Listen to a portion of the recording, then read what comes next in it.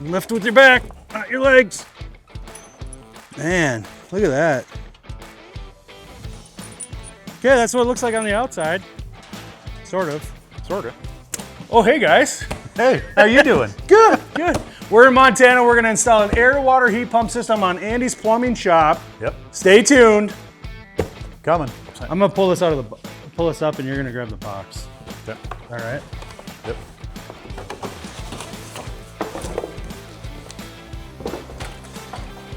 Strongest plumber in the world.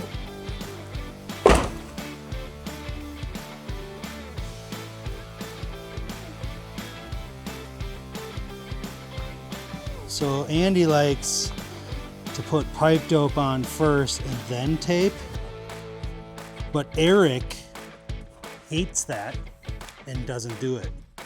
So, sorry, Andy. All right, guys, we are in Montana, Missoula at Andy's shop here. Andy, thanks for having us. Absolutely. Thanks for coming out. So this is kind of round two for us. You and I have done a job like this before, but in Minnesota. Yes. Today we're going to be installing Viessmann air-to-water heat pumps. Correct. Right? Yep. This is the 0228 model. Okay. So little bitty guy. Essentially comes out about 1.5 tons. Okay.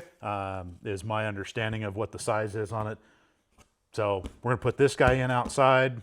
I've got a little Thermo 2000 electric boiler in there that we've talked about over and over and over again, and it works great, right? But we're in that era of how do we make things more efficient? You know, that's kind of the direction we generally go with all of our customers. So it's like, why do I, the mechanical contractor that puts in all the high end of equipment, not have a heat pump? Yeah, yeah.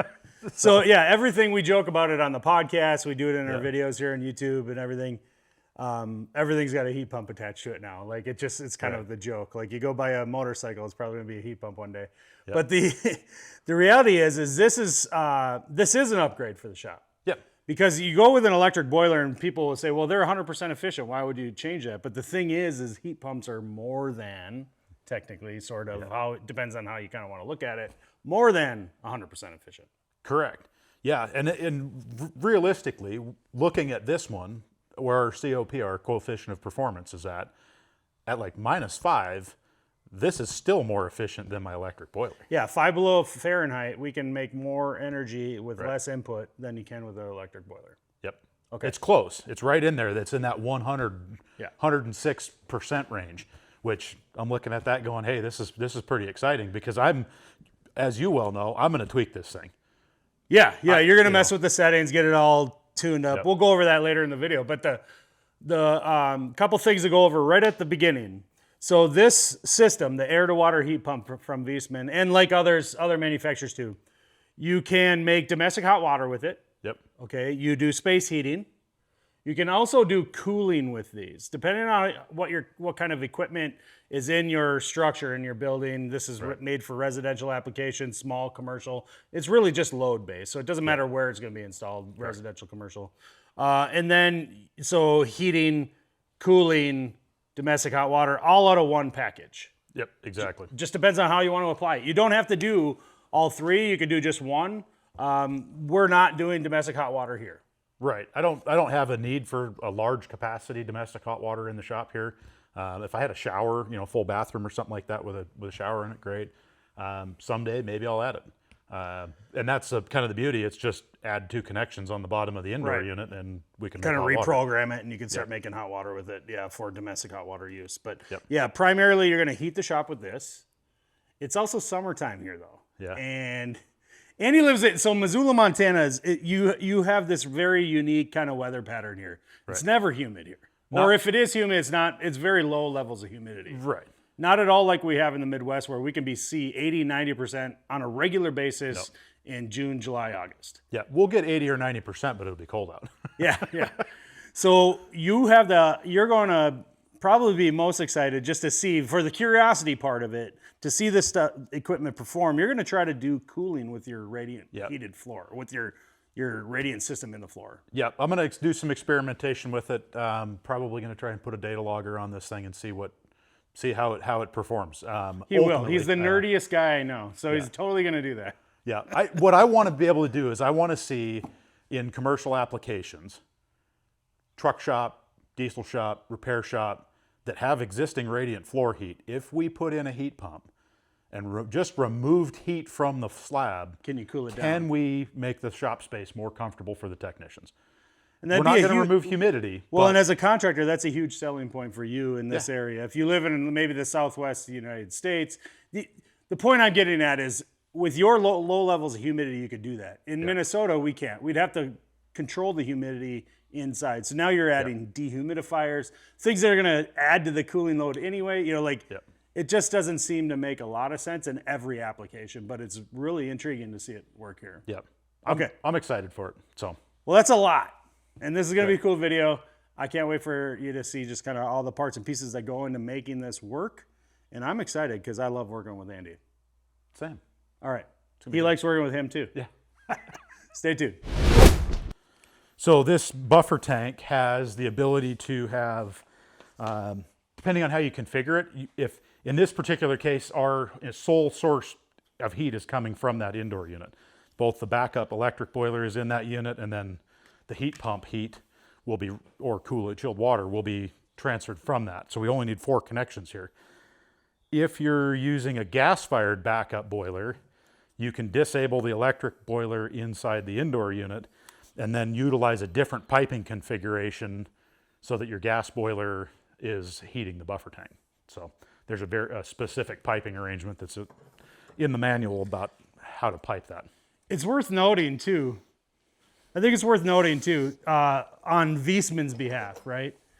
Viessmann's Vitocal 100 system, you buy as a kit. It's all in one. It does not include DHW unless you buy a separate indirect water heater that this can heat. But you get the buffer, which is that 20 gallon? Yep. 20 gallon buffer. You get the indoor unit. You get the outdoor unit. No stand, no piping. You get a box of some of these fittings that we need to get started to get the basic connections that are required by the manufacturer and that are not, they're kind of independent of how the system's piped anyway. But that's a bonus. Like you're getting the whole kit with basically one stock number. Yep. Right? Is that the way you would say that? Yes. Yeah, you order one item and you get the 3 components.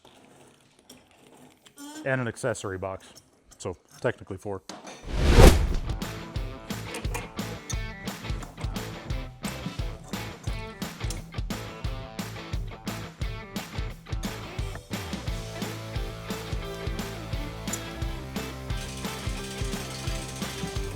Well, you can't if you want to, but it's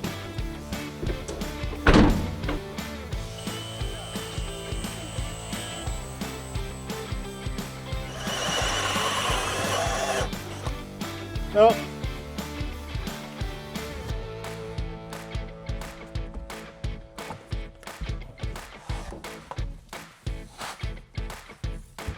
if you just cut the back, then you got to fiddle around with putting the fitting on. If you put your fittings on the wall, the back piece fits inside the fitting.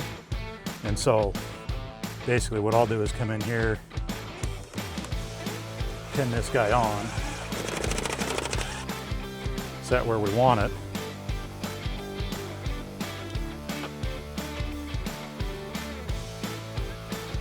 That level.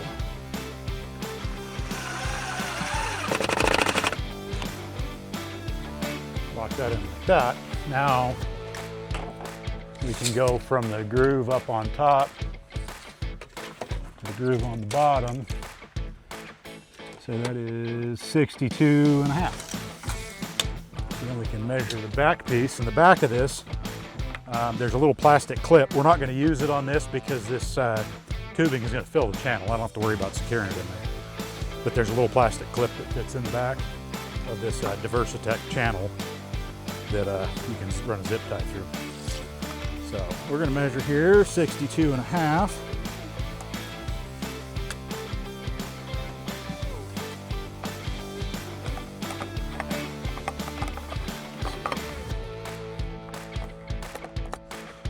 What you measured, mark it on the outside.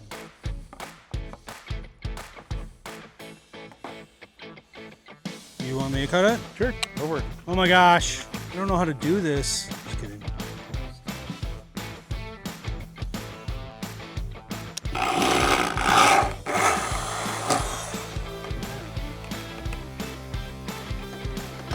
See, if I had to draw use that square to draw that line, you'd.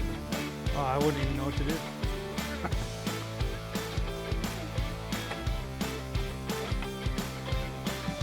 So then that just fits in right in between the fittings. A couple of screws in the middle of it. And Your hands.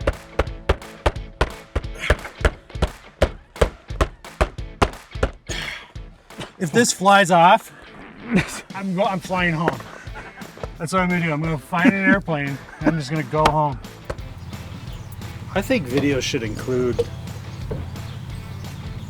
commentary from the camera person. I kind of like it sometimes. Not everybody likes it. Especially with how clever and insightful I am. Yeah. Yeah, that's what I was thinking. That part. That's the part I was thinking of.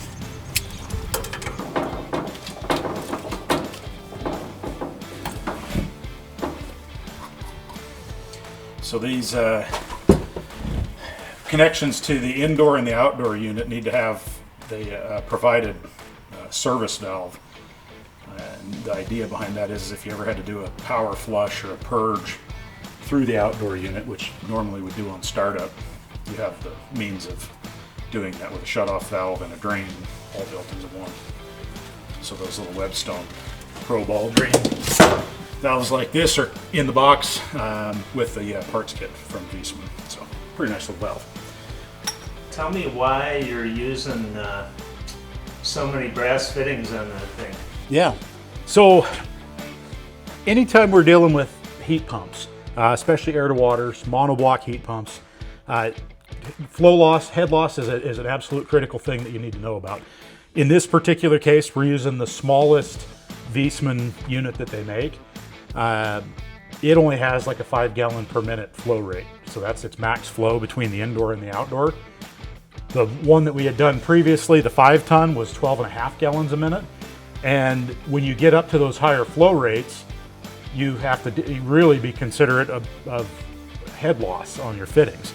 And in this particular case, I don't want to have extra fittings, so we put bend supports on the pipe going out the wall all the way just to the unit. So we don't have any hidden pipes or hidden joints inside the line height out there.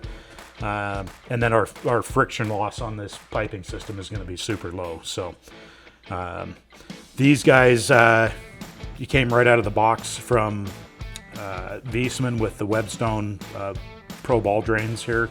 So we've got those on there that'll allow us to purge that outdoor unit and establish flow through the indoor unit, because our pump for the outdoor is up here. We're 10 feet above it. So we got to figure out how to make sure we get all the air out of it and get everything purged. So that's kind of what we're doing there.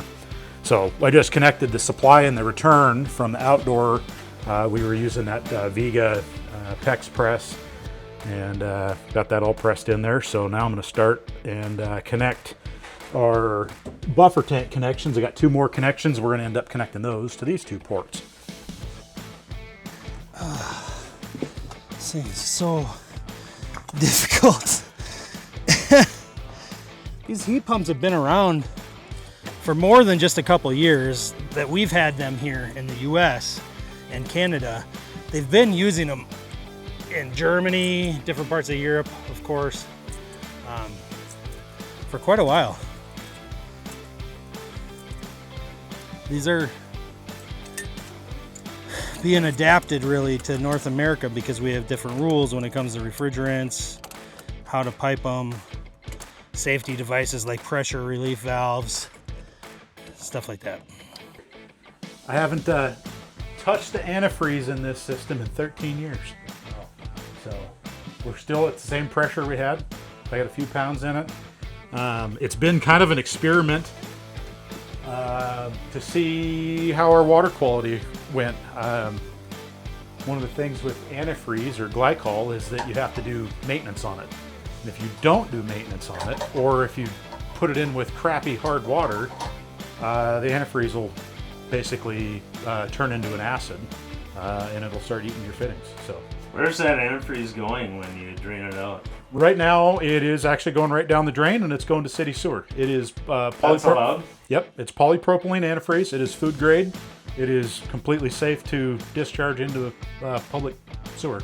So Fido can drink it and won't keel over. Correct. It is not antifreeze like what's in your car. Now, there are industrial glycols that are ethylene glycol that are very similar to what would be in an automotive antifreeze. It's very toxic to pretty much everything. Like I say, this I know is not. This is a polypropylene antifreeze and is food grade.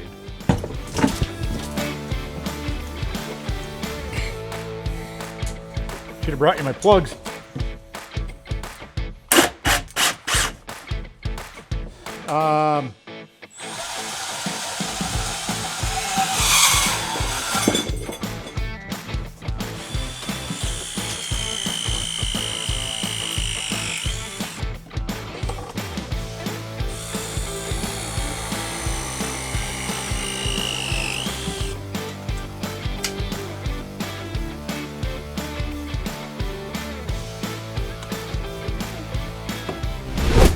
All right, guys, we're starting day 2. We're finishing up a few minor details. Andy's up on top of the mezzanine right now, making some final connections, some wiring, things like that.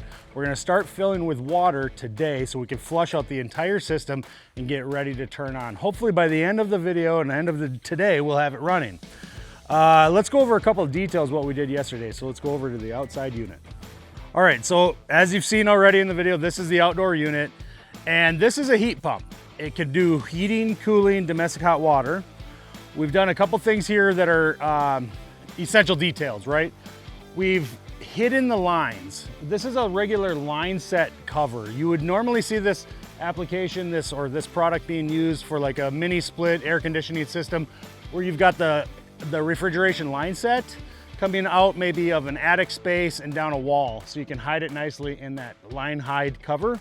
It was challenging to get the water piping in there, there's no doubt, because this piping is 1-inch diameter PEX, and then we have a 3/4 or 1-inch walled heavy duty UV stable type of waterproof insulation, flexible foam insulation on the outside of it, making it just massively huge for that 4-inch cover. We're able to do it. It looks very nice, and it looks way better than if we would have had like exposed piping with like an exterior insulation on it. Connections are back here. We're up off the ground so we can accommodate for snow and ice buildup in the wintertime. That's super essential. If you're in a cold climate, you have to consider snow depths, things like that. One of the questions that we get when we talk about air to water heat pumps is why would we use this and what is it actually doing? So like I said, Andy had an electric boiler in here, and in theory, electric appliances like a boiler, resistance heating, is 100% efficient, right? So how can we get any better than that?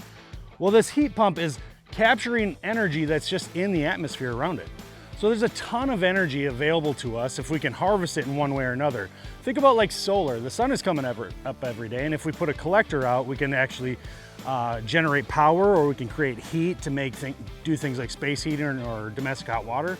Well, with a heat pump and the refrigeration cycle, it has its own collector, kind of like a solar panel in a sense. It's a coil of tubing around the backside of this that makes this massive kind of radiator. And we run that refrigerant through that coil, and the air from the atmosphere, along with this fan to assist it, it runs across that coil, and the energy is absorbed into the refrigerant, okay, for the heating process. If we're doing cooling, of course, we're expelling the heat we're pulling out of the building through that same process, but in reverse. So the fan is gonna blow air across that coil. The heated refrigerant in the cooling process is gonna be cooled down by the fan and the air moving across it. That's what a heat pump does. We've just got a lot of energy available to us. Believe it or not, down to a very low Fahrenheit, on the Fahrenheit scale, like below 0, there's still energy in the air we can use to transfer into that water. That's the air to water part, right? So instead of an air system like a mini split or a conventional forced air system, you can now take that energy through this heat pump technology and transfer it into the water. And we do that because there's a heat exchanger inside of this unit here that we're running the water through and the refrigerant through. So there we go, and then that heat transfer is done there. This is the outdoor unit. There's a couple things going on. As far as piping goes, there's an air relief valve here and a pressure relief valve. We talked about that when we were putting it together. This is pretty basic. We'll go take a look at the inside stuff. All right, so this is the bathroom. This is where the radiant manifold and the tubing goes into the concrete floor for the heating system. We've got some existing copper that we connected to. I had to run some new stuff. We had to reroute some things so that we had our PEX coming down the wall here and connecting to it. Transition over to PEX or over to copper from the PEX just because that's what we were already working with the old system. So the electric boiler was right there. We're not going to really remodel the system too much. We just take out the boiler, ran some new piping down the wall. The cool thing about this for Andy though is that he's in Missoula, Montana. Very low humidity levels, typically, and sometimes in single digits. And that's the key for radiant cooling. The electric boiler was right up here. We've removed that. We've just connected the piping down the wall to the manifold. We've transitioned over the copper just because that's kind of what we were working with already. So this manifold, this is where the tubing goes into the floor and all the things are happening. This is it right here. So this tubing serpentine through the concrete slab, turns that slab into a giant radiator. And it's great for heating. It uses very little energy input and it maintains just a very consistent comfort level. And for a workshop like this, it's fantastic because even running it at low temperatures like 40, 50 degrees set point inside, 60, 70, not a problem. The lower we go, the better the system can actually operate, believe it or not. So we can also use this, and this is what I get excited about because I can't do it in Minnesota probably, but Andy's gonna try using it for radiant cooling. The heat pump system is able to operate with chilled water as well as heated water, right? So we can send and circulate this chilled water through this tubing and turn the radiant slab into a giant, popsicle, let's say. Something that's colder in the air, it's gonna absorb the heat from the space into the slab. And that way we're gonna feel cooler when we walk into space. So it should be able to drop the temperature in the shop a few degrees, make it a lot more comfortable in the summertime. We're able to do that because he has low humidity levels. Now think about the Midwest where we're at in Minnesota. If I were to start circulating chilled water through my shop slab, what would happen is because I've got really high humidity levels and I'm not doing anything to take care of that, I don't have any dehumidification, ducting and equipment, things like that, I would start condensing all the water vapor in the air on my slab and I just have a wet concrete slab. That would not be good. I don't think that's going to happen here in Missoula. If it does, okay, failed experiment, that's fine. The whole point of putting this system in, however, is to go from that nice electric boiler to something a little bit more efficient and gives us some more operational kind of leeway in both ways and then offers the cooling, which is really cool. I'm excited to see that work. I'd love to see radiant cooling in action with something like a concrete slab. So let's go check out the rest of it. All right, Andy, let me get up here.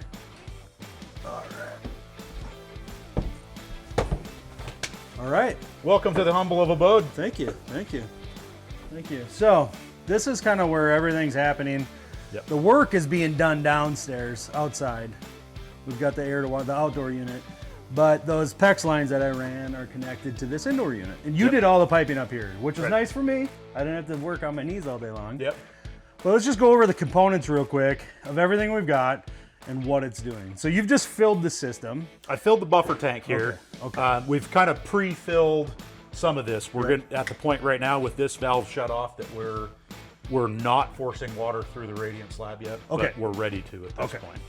And so the piping connected to the outdoor unit goes first to this box hanging on the wall. Yep. And this is really the brains and the controls for everything. Correct. Yeah. This is using Modbus communication protocol between the indoor unit and the outdoor, so that anything we tell this unit to do, it is communicating with the outdoor. Speed up, slow down, change the reversing valve position, go into defrost.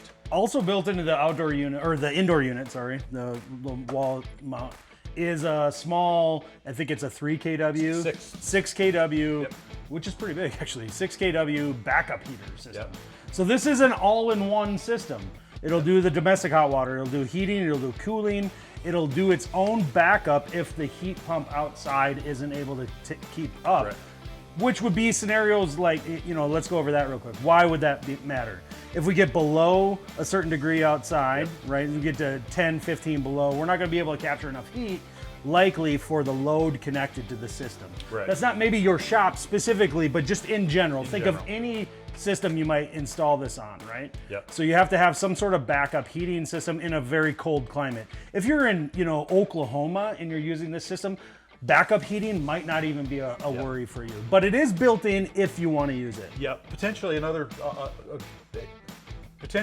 source where you would have the backup heat come on is if the load is not able to be satisfied.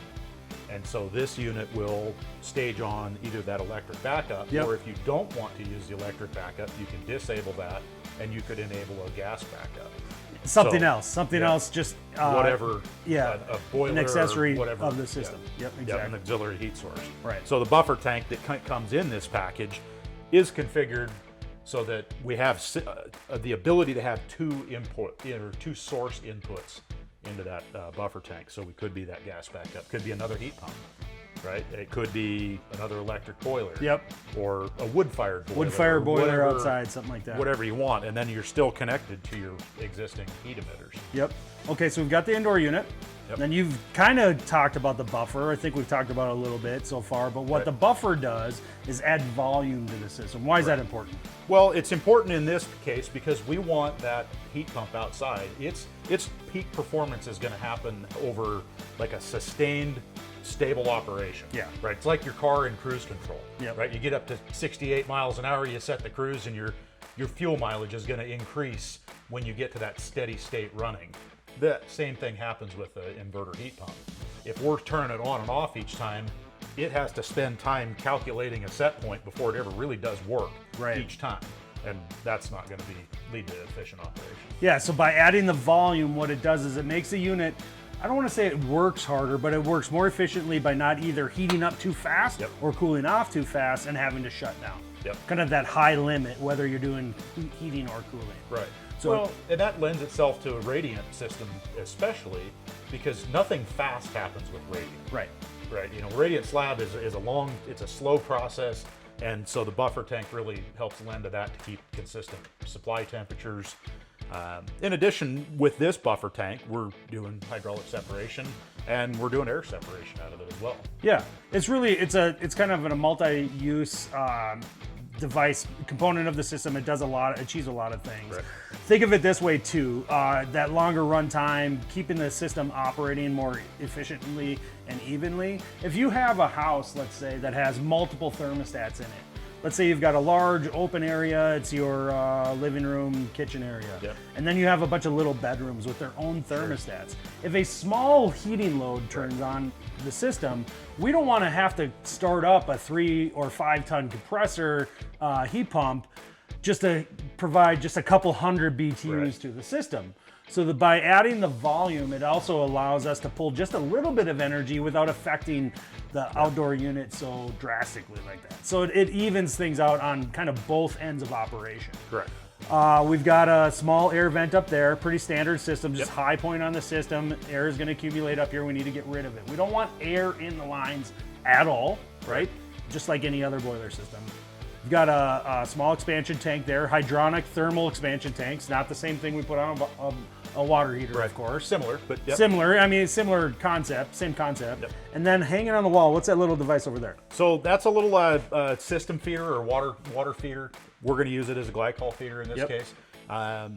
The biggest reason behind that is that it's going to limit. If I get a leak up here, right? We could have put down metal up here and done a pan drain and secondary. I didn't. Worst case scenario, I'm going to leak 4 gallons of fluid. Right. At the I don't most, have a direct water connection. This eliminates a couple of things for us in this case. I don't need backflow prevention. Right. Right. We're not connected to don't. the potable water plumbing system at all. Right. I can also monitor for leakage with that. Right. So if we fill that up and then let's say in 6 months, it's got a little graduated scale on the side, if in 6 months it's down an inch, then I need to go hunting for where did that inch of water go? Yeah, you might have just lost it through elimination of air that was caught up in the system, or you might actually have a pipe leak somewhere that you're not even seeing. Right. It could be in the floor, less likely. It could just be a joint on one of the piping and it could be evaporated. It could be a slow enough leak that evaporates and you don't notice. It doesn't cause any damage or something like that. But if I had a city water connection to that, I would never know that we were using water. Right. With right. a glycol system, that's detrimental because if I have a slow leak and I'm constantly adding water, I'm constantly diluting that glycol solution. Yeah, and then I freeze up Yeah. when I don't know because I believe Yeah. we have glycol and we don't. Right. Yeah. So- You think you're protected to a certain level, and if you've been watering it down, now you're losing that protection. Of course, we don't want to add oxygenated water or fluid to the system anyway, so that's another thing. We want to eliminate all the air. We want to eliminate the oxygen in the system. That's why we use this very specific type of PEX tubing and everything like that. And because the oxygen then would cause further corrosion in anything that's non-ferrous, right? Or ferrous, I'm sorry. So like your cast iron pump, the steel tank. Inside of there's got a steel heat exchanger, that kind of stuff. Yep. So we don't want that. This is it is pretty simple, you guys. There's not a lot going on here. There's really not any more components here, minus the outdoor unit, than a conventional boiler system. Oh, absolutely. Because we're using either a small buffer tank, maybe not quite as large as this, or what we call the low loss header. You see it in the videos all the time with the boilers. We're using that with a boiler hanging on the wall typically. So this kind of setup is normal. Only thing we've added is the heat source outside. Yep. So it's pretty cool. We're about ready to, we're gonna keep filling, guys. This is almost done. We're gonna turn this on and we're hoping to get it into cooling mode and stuff before the end of the day here. That's the plan. All right, I'm gonna leave you be. Okay.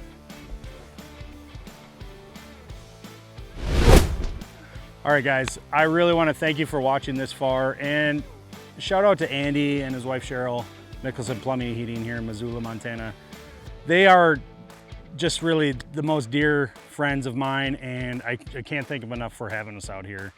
Andy and I, we do the podcast together, we do videos together, and of course we live 1,000 miles apart from each other, and being able to work together is really, really special to me. So I love this application of this equipment. I love getting to install this new stuff and try it out and prove that it works. It gets cold here. And our intention, or Andy's intention, is to utilize the air-to-water heat pump system as its sole heat source, fully disconnected from everything. We don't need any outside auxiliary heat to heat this place, because that radiant floor takes so little energy to make it so comfortable and efficient. And being able to work on a project like this, work with top-notch equipment like the Viessmann stuff, is any contractor's dream.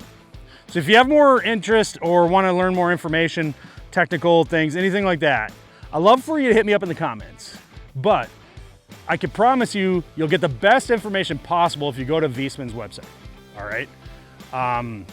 Shout out to Viessmann for helping Andy out and getting them some really top-notch equipment for this install.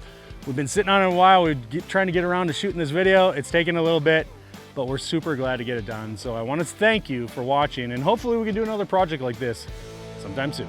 Take it easy.